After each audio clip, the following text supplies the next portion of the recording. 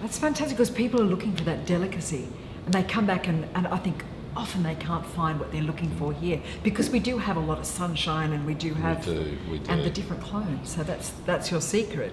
And it's really all about the clones, because it's just such an advance in sort of plant selections that we're getting the styles of wine that we want, because in every vineyard you'll find an A-grade vine. The issue is that right next to it might be a C grade or a B grade or a D grade vine. So the importance is uniformity, and that's what these newer clones give you, uniformity of flavour throughout the whole row. Yeah, that's absolutely brilliant. So Chardonnay in the Adelaide Hills. The Adelaide Hills is recognised as the premier spot for growing Chardonnay. Penfolds now pulls all their Chardonnay out of the Adelaide Hills. So that's for all of their bin ranges, including their Yatana product. Wow, that's great to know. And where you are, it's the Onkaparinga Valley, is that right? And there's a river going through. Beautiful spot, Onkaparinga Valley Road, with the river running right through the middle of us. Our land classification is all big red gums. So Australian land is sort of generally classified by the trees that grow in it. So red gums is the top of the tree, if you like, the strongest land classification. And I did hear that you believe in sustainable farming, and you've got a commitment to sort of reducing your carbon footprint, which I thought was fantastic. And I know a lot of our members are really, taking interest in that. It's actually interesting because when I was younger, back in my Penfolds days, I used to have the vineyard almost glow in the dark. Everything was just completely on, and there was fertiliser programs, and if there was a weed out there, we'd be like, get out there and spray it.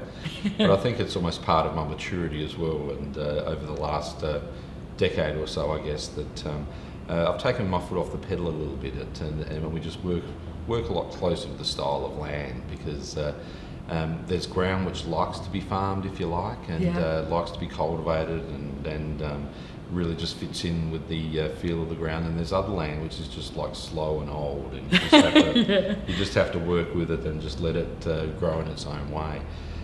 So we've run a organic fertiliser and farming regime for about 5 or 6 years now, and my brother actually still runs part of the traditional family business of cattle farming. So we've got our own composting site. Because I read about the Vibrosoiler. Is that your invention? Yeah, it is actually. We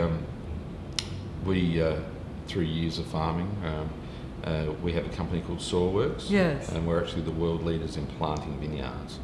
So I'm the guy who they call if Henschke's need a new vineyard, Taylor's, Penfolds. So we've been planting all their vineyards since about 2004. Fantastic. So we've got a system where we incorporate organic matter and compost down to 4 feet in the soil profile, and that's what builds better vineyards.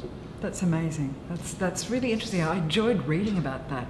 And the red gums, I think you plant trees to counter what happens in the farming. Is that right? Yeah. So we've planted a few trees for quite a number of years, and But particularly red gums. Particularly blue gums. Oh, blue gums. Okay. Blue gums. So blue gums grow very easily, and there's a fantastic carbon offset for them as well. So we're working very hard towards really being carbon neutral. It's fantastic. So combined with our organic fertiliser program, where we use compost, sea kelp, and some other products, the vines really just thrive.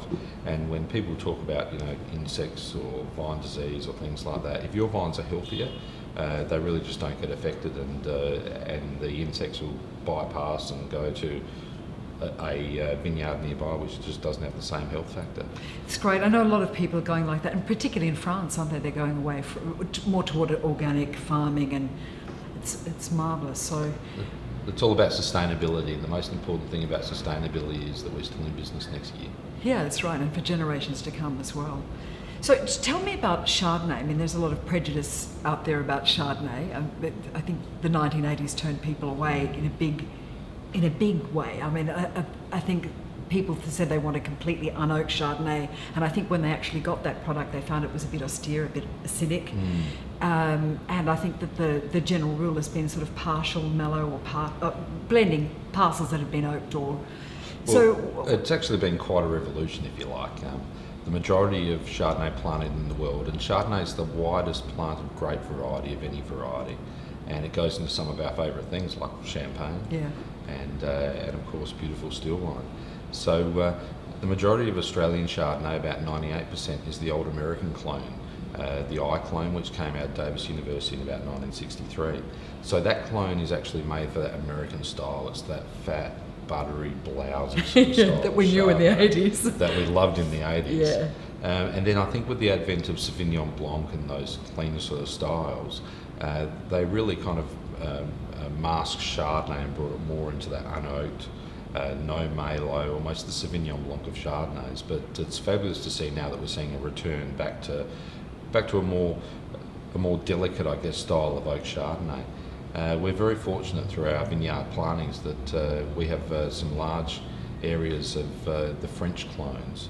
So in about the year 98, 97, the Australian Vine Improvement Society imported a whole range of French clones from Dijon and from Burgundy. Mm-hmm. And these clones of Chardonnay hold oak in such a more elegant manner, and they just have so much more finer fruit flavours. So the actual wine which we've been commissioned to make by the Wine Society is actually a French clone Chardonnay. So interesting. So it doesn't mask the fruit, it just enhances the fruit.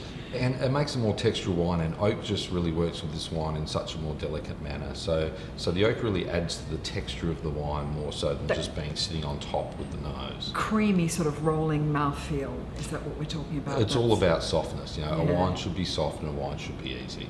It should just roll. And of course the best wine is the one you enjoy the most.